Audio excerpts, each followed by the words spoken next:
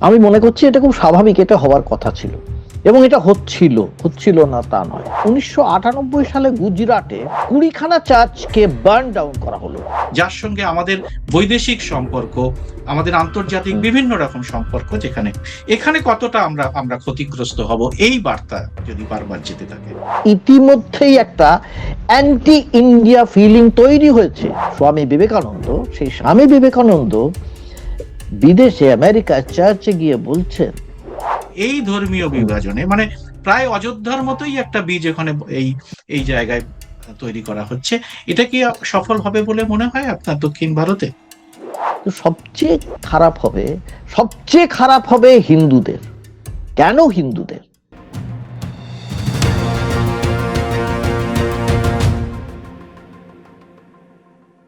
নমস্কার, সবাইকে এই খোলা আড্ডা অনুষ্ঠানে স্বাগত। আমি সুব্রত বসু। আপনাদের সবাইকে আজকে বড়দিনের শুভেচ্ছা জানিয়ে এই অনুষ্ঠানটা আমরা শুরু করছি। আপনারা জানেন, আমরা যখন এই অনুষ্ঠানটা করছি তখন সারা বিশ্ব বড়দিনের আনন্দে মেতে উঠেছে এবং আমরাও আমাদের শহরে এবং আমাদের রাজ্যে এই বড়দিনের উৎসব কিন্তু পালন করছি।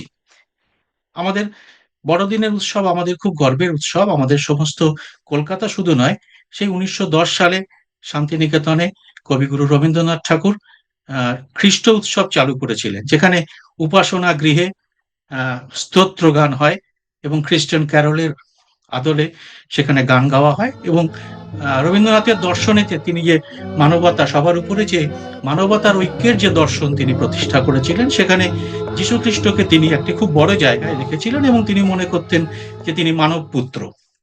তো আমরা সমস্ত বাঙালিরা জাতি ধর্ম নির্বিশেষে চিরকাল এই দিনটিকে অন্যভাবে উদযাপন করে এসেছি। কিন্তু সম্প্রতি গত কয়েক ঘন্টায় বেশ কিছু ভিডিও এবং ঘটনা আমাদের সামনে এসেছে যেগুলো সত্যি আমাদের বিচলিত করে। এরকম একটি ভিডিও আপনাদের আমি ছোট কিছুটা অংশ দেখাবো, তারপরে আমরা চলে যাব আলোচনায়। बोलो वीडियो शुरू करें। मैं ये पूछना चाहता हूँ मिस्टर फादर से, चर्च का फादर से मैं पूछना चाहता हूँ कि जीसस क्राइस्ट का ग्रंथ का नाम बताओ। इसमें कोई ग्रंथ करके नहीं है भैया। हाँ हाँ, क्या है? द गॉस्पेल ऑफ जॉन्स, वो सब क्या चीज है? बाइबल क्या चीज है? धार्मिक ग्रंथ है। धार्मिक ग्रंथ है। ये कहाँ से मैन्युफैक्चर हुआ है? जस्ट टेल मी कहाँ से मैन्युफैक्चर हुआ है? Of course, it was not printed in India. Bharatvarsh में ये पैदा हुआ ही नहीं था। विदेशी क्रिश्चियन लोगों का, विदेशी भाषाओं का बाइबल हमारा इंडिया में क्या रहेगा? नहीं, हमारा क्या है? चारों वेद है, मनुस्मृति है, उपनिषद है। हम कोई भी क्रिश्चियनों का बाइबल को फॉलो नहीं करेंगे। Am I clear? बोलो। ओम भूर्भुवस्सुः तत्सवितुर्वरेण्यं भर्गो देवस्य धीमहि धियो यो नः प्रचोदयात्। ओके, जय श्री राम। जय Shri Ram. Jesus Christ is not ours. Jesus Christ is not ours. हमारा कौन है? राम भगवान। Am I right? It should be. साला इधर बाबरी मस्जिद बन रहा है, उसके लिए कोई आवाज नहीं उठा रहा है ना? बाबरी मस्जिद बन रहा है, उसके लिए कोई आवाज नहीं उठा रहा है। हिंदुओं का धर्म परिवर्तन होना चाहिए, है ना? मौलाना Mahmood Madani is anti national, he that bastard should be arrested. बोल सकते हो ना? हम धर्म परिवर्तन करवाएंगे। Why baby? Why baby? हमारा जीसस क्राइस्ट जवाब दे भाई। ओके, सबके सामने पूछ रहा हूं इसको। मदर मैरी, जीसस क्राइस्ट को पैदा करने वाला मदर मैरी कैसे प्रेग्नेंट हुई थी बताओ? I am waiting. घड़ी नहीं है फिर भी बोल रहा हूं भैया, जीसस क्राइस्ट कैसे पैदा हुआ था बताओ? पवित्र आत्मा के द्वारा। अरे तू बिना आपसे इसके बच्चा पैदा कर सकता है? वही तो परमेश्वर का पुत्र तभी है ना, क्योंकि पवित्र आत्मा का क्या इंसान के अंदर पाप वो है। नहीं घुसेगा तो बच्चा कैसे पैदा होगा? पाप से अगर पाप से जन्म हुए व्यक्ति कभी भी पाप से छुटकारा नहीं दे सकता, है ना?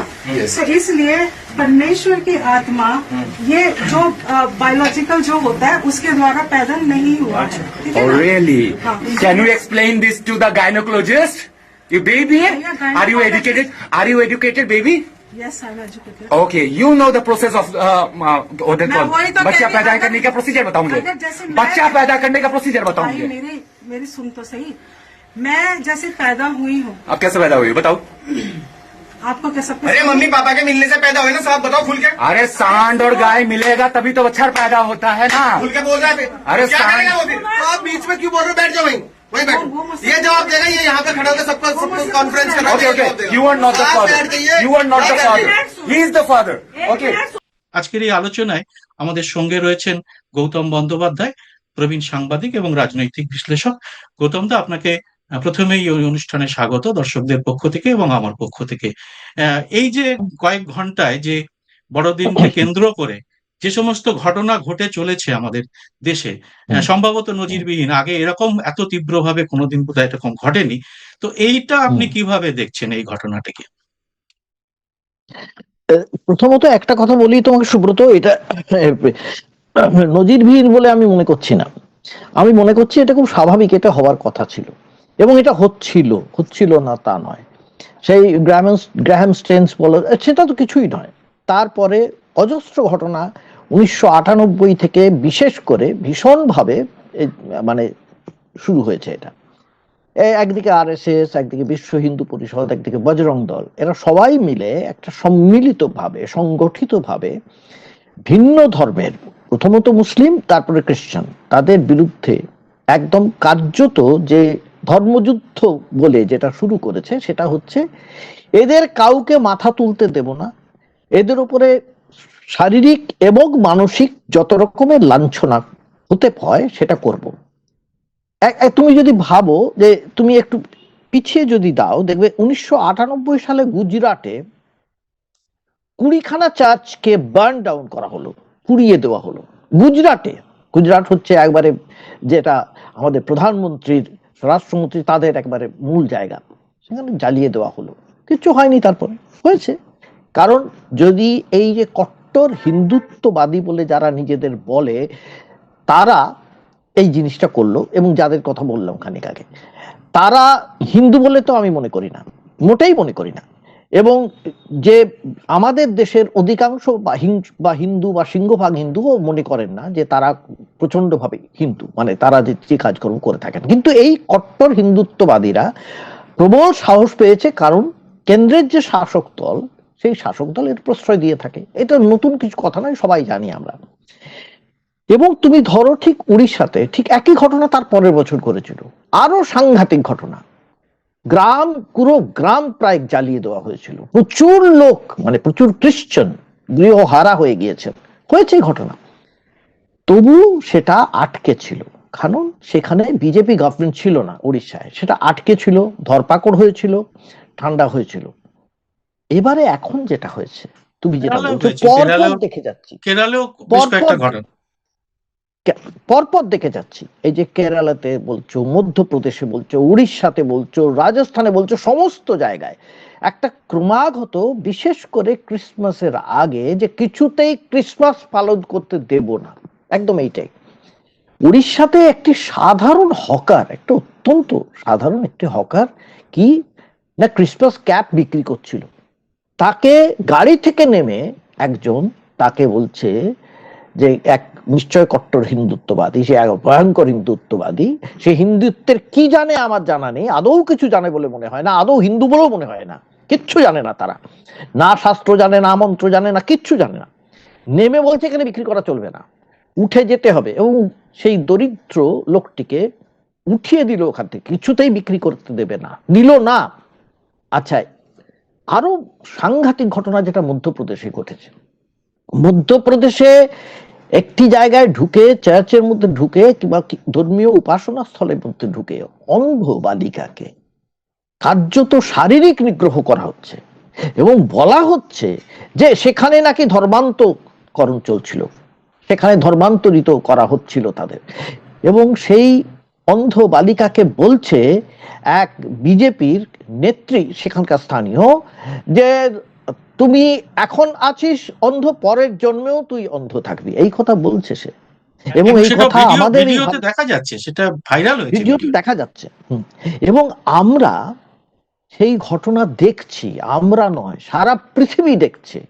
এবং সবচেয়ে বড় কথা, সারা পৃথিবীতে অগণিত খ্রিস্টান যত আছেন, যেখানে যেখানে মোদি বারবার যান, আমাদের প্রধানমন্ত্রী বারবার যান আমাদের সঙ্গে তাদের সম্পর্ক ভালো করার জন্য, বিভিন্নভাবে বাণিজ্যিক হোক বা দ্বিপাক্ষিক সম্পর্ক, তারা দেখছে এবং তারা দেখে ভারত সম্পর্কে, যে ভারত তৈরি হয়েছিল, একটা অনন্য ভারত তৈরি হয়েছিল স্বাধীনতার পরে, যে ভারত তৈরি করেছিলেন নেহেরু, বল্লভভাই প্যাটেল, নেতাজি সুভাষ বোস যেটা চেয়েছিলেন, একই রকম চেয়েছিলেন, এমন নয় যে অন্যরকম, আম্বেদকর যেটা চেয়েছিলেন, সেই ভারতকে খণ্ডিত অবস্থায়, ভেঙে চুরে নষ্ট করে দেওয়ার অবস্থায় পৌঁছে যাচ্ছে। এটা এর চেয়ে মর্মান্তিক, সত্যি এর চেয়ে মর্মান্তিক কিছু হতে পারে না। এবং তুমি যে ভিডিওর কথা বললে, যেখানে আমরা দেখতে পাচ্ছি একজনকে, তার পরিচয় আমরা জানি না, কেউ বলছে সে বাংলাদেশ থেকে পালিয়ে এসেছে, সে কি যে ধর্মের, সে কেউ বলছে মুসলিম হতে পারে, কেউ বলছে সে হিন্দু হয়ে গিয়েছে, কিন্তু যেটা আমরা দেখতে পাচ্ছি যে তার মুখের যা ভাষা, সেই ভাষাটা যে কোনো সময় বা যে কোনো মুহূর্তে উস্কে দেওয়ার জন্য, যে কোনো দাঙ্গা, যে কোনো হাঙ্গামা, যে কোনো দুটো ধর্মের মধ্যে, বিভিন্ন ধর্মের মধ্যে, দুটো ধর্ম শুধু না, বিভিন্ন ধর্মের মধ্যে সাংঘাতিকভাবে আগুন জ্বালিয়ে দেবার পক্ষে যথেষ্ট। এটা কি করে সাহস পাচ্ছে, এত সাহস কি করে পায়? যদি তাকে অবিলম্বে ধরে শাস্তি দেওয়া না হয়, তাহলে এটা বাড়তেই থাকবে। আগুন কিন্তু থেমে থাকে না, আগুন তোমার বাড়িকেও পোড়াবে, আমার বাড়িকেও পোড়াবে, এটুকু আমি বুঝি সুব্রত। হ্যাঁ গৌতম দা, আমাদের বিরোধী দল কংগ্রেসের পক্ষ থেকে তীব্র প্রতিবাদ করা হয়েছে এবং কংগ্রেসের মুখপাত্র সুপ্রিয়া সেনের একটি ছোট্ট ভিডিও ক্লিপ এর প্রতিবাদ করে তিনি এর মধ্যে সোশ্যাল মিডিয়ায় দিয়েছেন। সেটাও খুব বিভিন্ন মহলে, বিশেষ করে উদারবাদী মহলে এই ভিডিওটি চলছে। I think when Mr. Modi gets up and says कि मेरा क्रिश्चियन समुदाय से पुराना नाता है, or when he goes and forcibly hugs the Pope, he needs to answer these questions. Who are these ruffians? Who are these people? From Delhi's east of Kailash to Odisha to Madhya Pradesh to Haridwar, what is happening?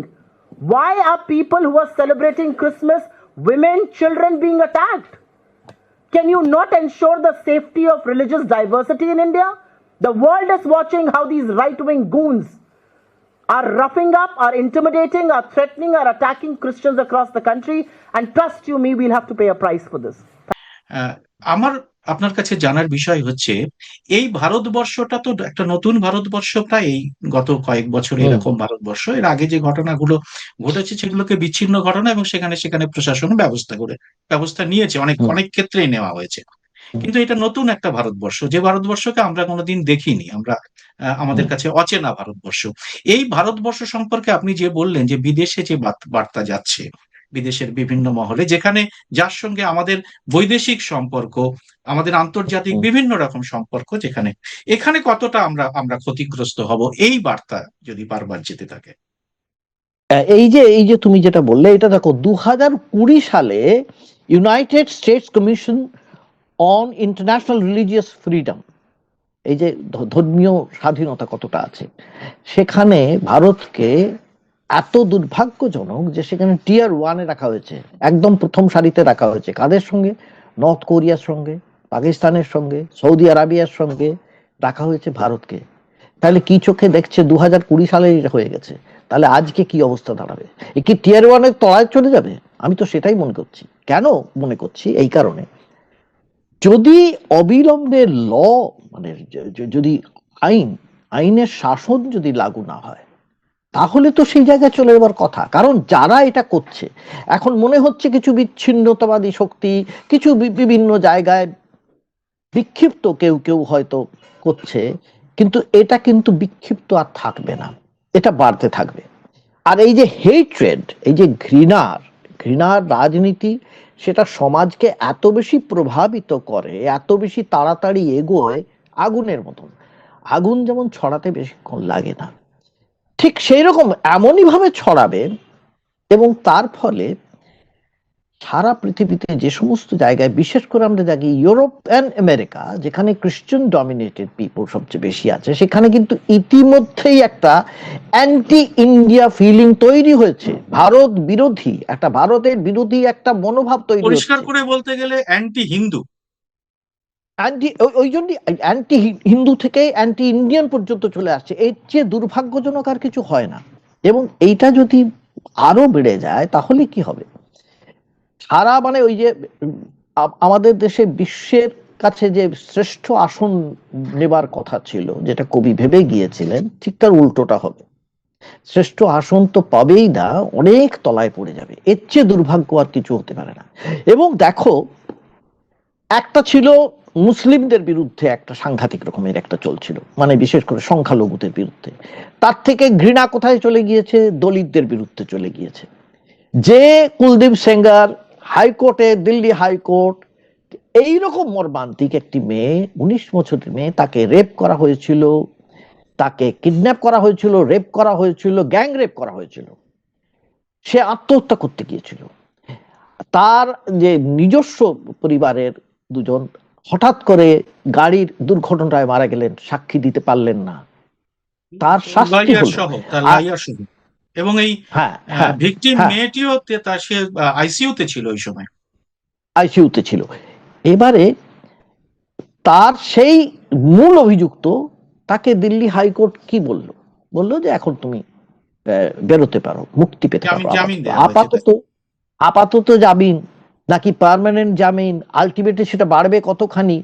শুধু তাই নয়, এর ভেতরের মধ্যে হচ্ছে, ভেতরের কথা হচ্ছে আরো বেশি। যেখানে মেয়েটি বলেছে এবং তার আইনজীবী বলছে যে প্রশাসনের দিক থেকে বলছে ইলেকশন আসছে, এখন তো ছাড়তেই হবে, নির্বাচন আসছে, এখন ছাড়তেই হবে। এই হচ্ছে অবস্থা। এই কথাটা সে ওপেন ফোরামে, পাবলিক ফোরামে বলছেন তিনি, এবং তার কোনো প্রতিবাদ নেই। কোনো প্রতিবাদ বিজেপির তরফ থেকে নেই। বিজেপির কোনো মুখ সেটার প্রতিবাদ করছে না।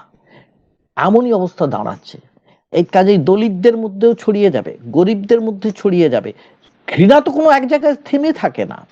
এবং কি হয়, এরপরে খ্রিস্টানরা এসেছে, আমরা জানি সংখ্যালঘু হিসেবে, এবং খ্রিস্টানদের মধ্যে এই ধর্মান্তরণের যেটা হচ্ছে, আমার মনে হয় সুব্রত, তুমি যেটা বলছো, বিদেশে তো আমাদের যা মানে বদনাম হবার, দুর্নাম হবার, তা তো হবেই।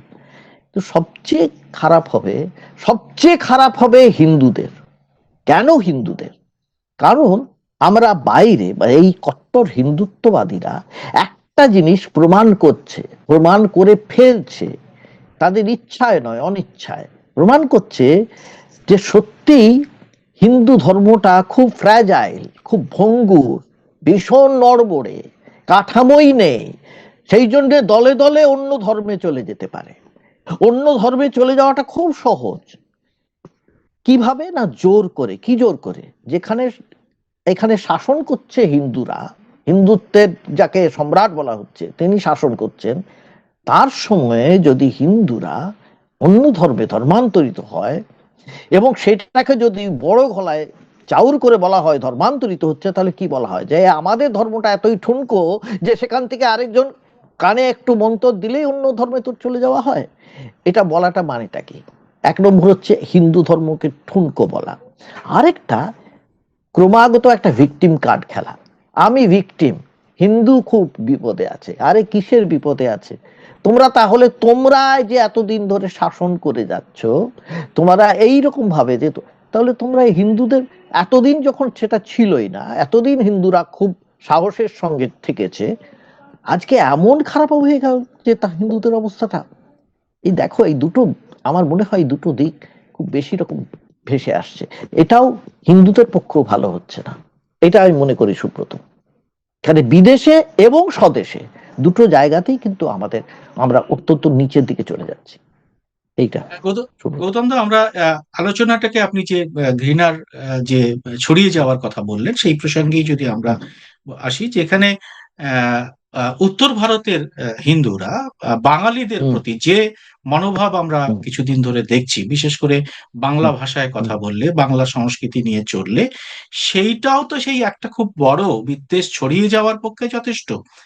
এবং কলকাতায় গীতা পাঠের অনুষ্ঠানে যে চিকেন প্যাটিস বিক্রেতাকে যেভাবে তাকে মারধর করা হলো, আমরা তার সেই ঘটনার প্রেক্ষিতটা যদি ধরি, তাহলে উত্তর ভারতের সেই কালচার এখন কলকাতা শহরে বাঙালিদের উপরেও কি আমাদের যথেষ্ট খারাপ অবস্থার মধ্যে পৌঁছে দিচ্ছে?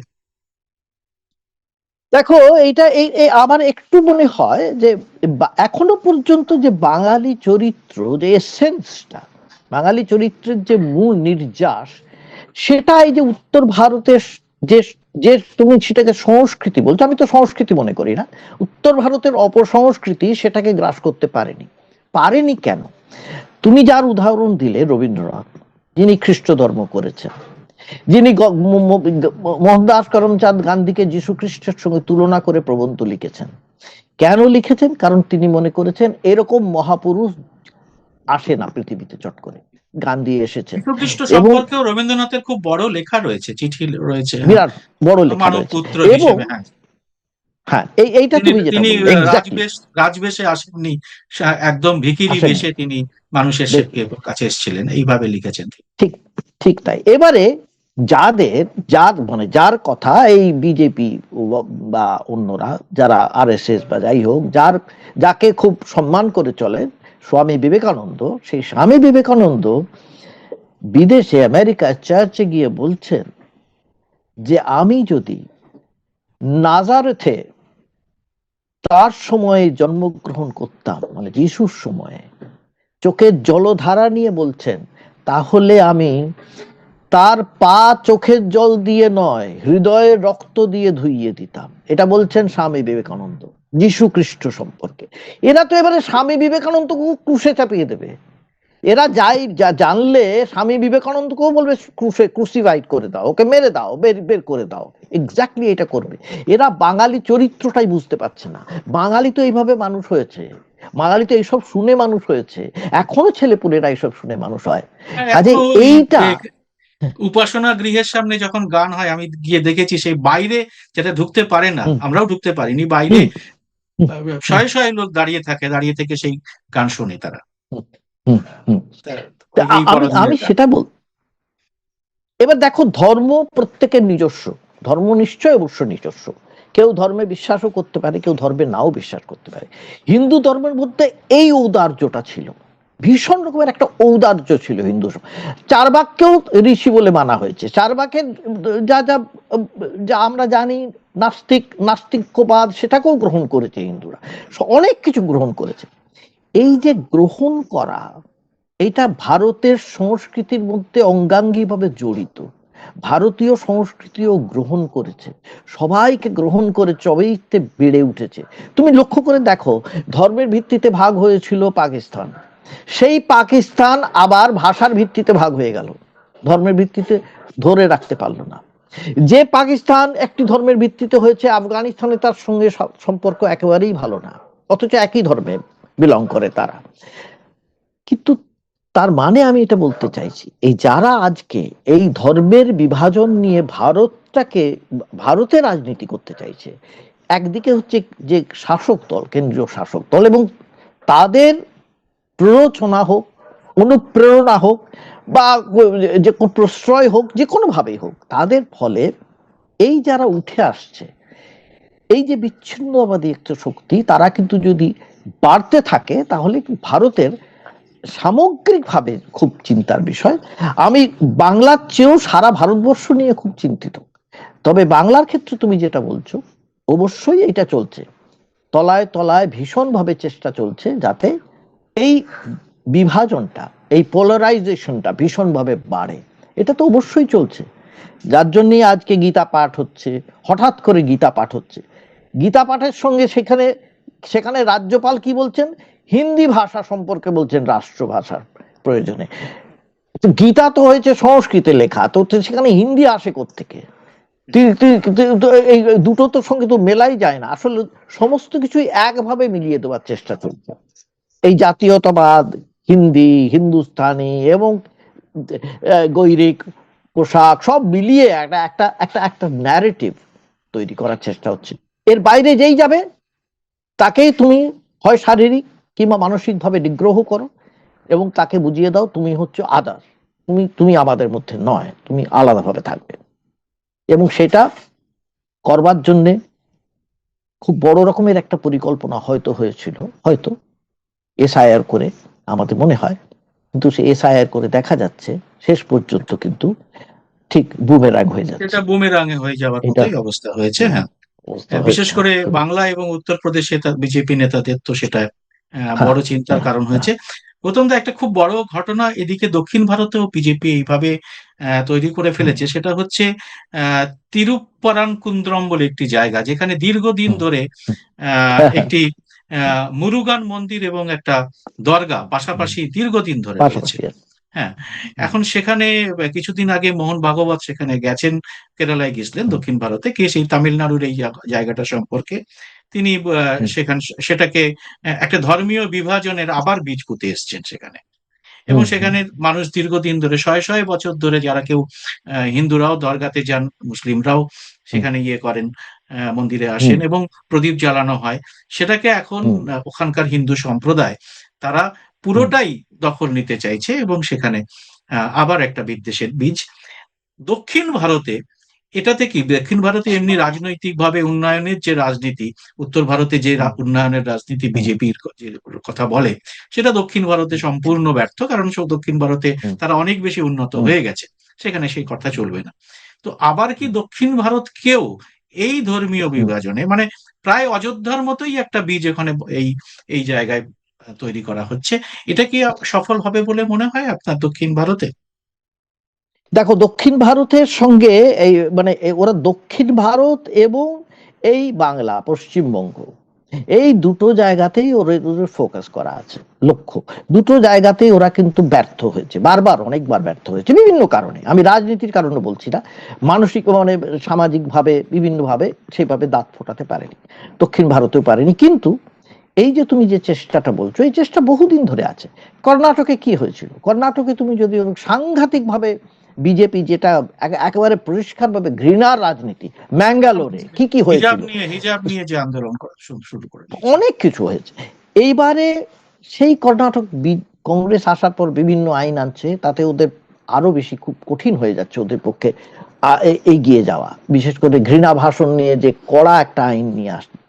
এবং এখন কর্ণাটক একদম শান্ত, কর্ণাটকে আর কোনো কিন্তু সেই গোলমাল, সেই মারামারি সেই আমরা দেখতে পাচ্ছি না। না, নেই। কিন্তু ওরা তামিলনাড়ু কিছুতেই দখল করতে না পারছে, অনেক দিন ধরে তো চেষ্টা, আজ তো নতুন নয়। প্রধানমন্ত্রী নিজে সেঙ্গেল নিয়ে এসে পার্লামেন্টে প্রতিষ্ঠা করলেন, তো এইটা কি তার করার কথা ছিল, করলেন।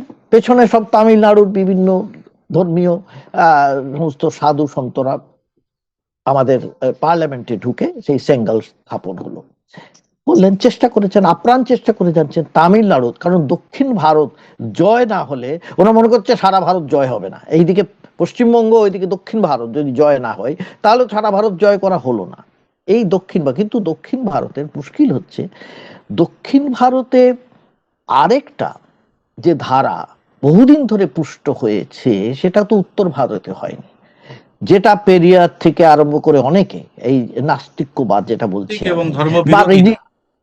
ধর্মবিরোধিতা এবং এই যে মানে যেটাকে আমরা অনেকেই ব্রাহ্মণ্যবাদ বা মনুবাদ বলি, তার বিরুদ্ধে যে সাংঘাতিক রকমের একটা ধারা এবং একটা আন্দোলন, তীব্র আন্দোলন বহুদিন ধরে চলেছে, মানুষের মধ্যে আছে।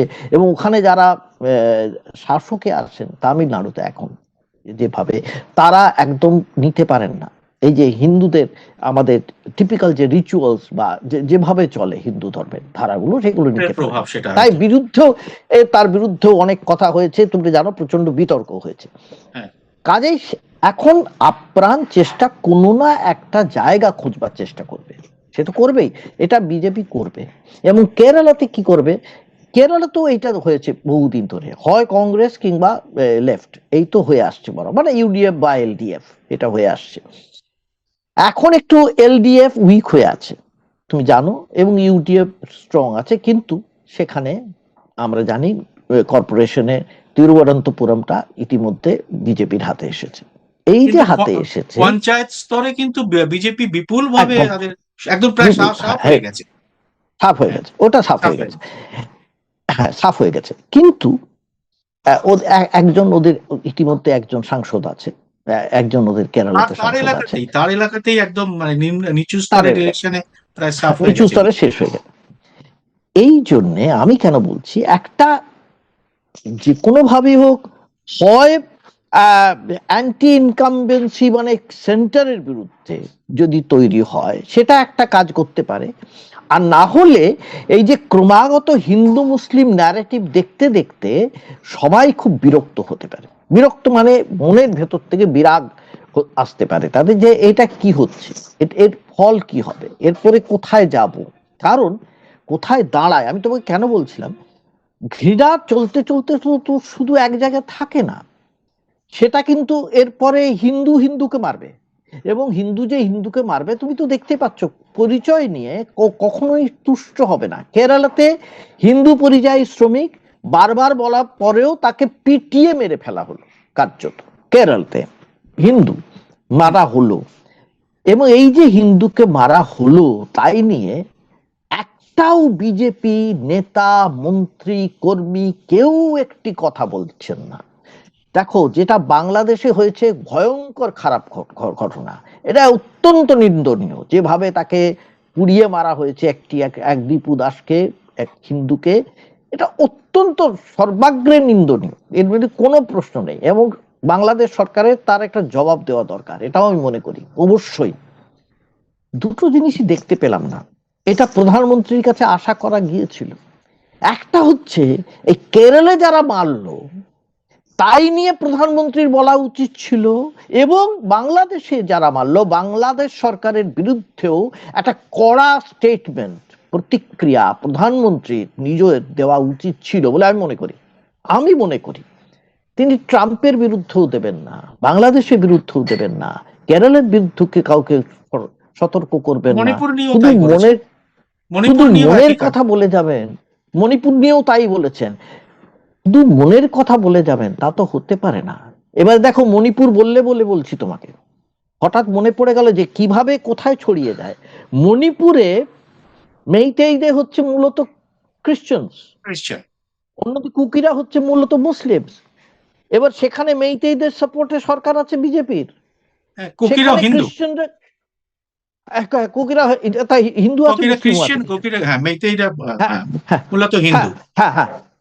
আচ্ছা হিন্দু, সরি।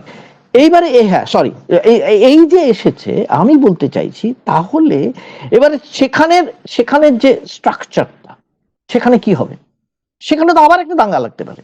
এই ঘটনাগুলো যে কোনো সময়, কারণ এখন যে সোশ্যাল মিডিয়াতে প্রত্যেক মুহূর্তে আমরা দেখতে পাচ্ছি এবং জানতেও পারছি এই জিনিসটা কিভাবে ছড়িয়ে যেতে পারে।